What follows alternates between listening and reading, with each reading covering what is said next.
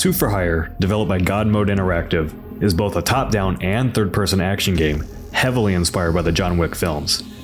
In fact, it's essentially John Wick the game, and I have had an absolute blast with it. The game is very straightforward. You're an assassin, you take on contracts, and you kill lots of bad guys in very stylish ways in a variety of locations. Suit for Hire mixes third-person shooting and hand-to-hand combat seamlessly to make for a really satisfying combat experience with moments that feel like they're ripped straight out of your favorite action movies. Interestingly, the game was actually designed with a top-down experience in mind first, with the third-person mode added during its 1.0 launch, so you can freely switch between the two camera modes for whichever you prefer. I actually enjoyed my time with both, and went back to the previous levels to see how the gameplay experience changed between them. The game gives you a very limited amount of ammo, so when you really get into it, you enter a nice flow of going from headshots to hand-to-hand combat to replenish ammo, or picking up a dropped weapon from an enemy, unloading its rounds, and then chucking it at an enemy's head to continue pushing forward.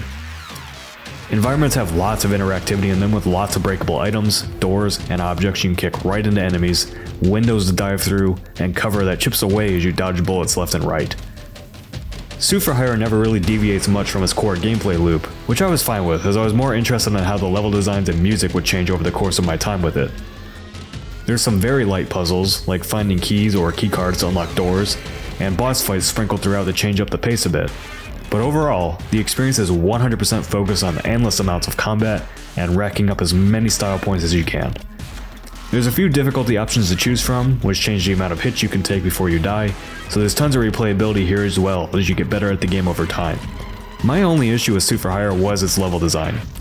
The art style and level layouts are very basic, which is fine for the purpose of the game, but sometimes it was to the detriment of being able to easily figure out where I needed to go.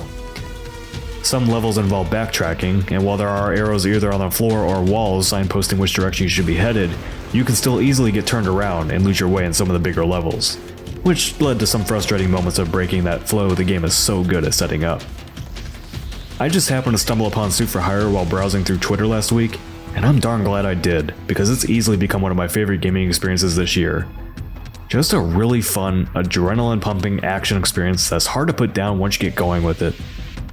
If you enjoyed games like Max Payne, Stranglehold, or the Hong Kong Massacre, you'll feel right at home with Suit for Hire.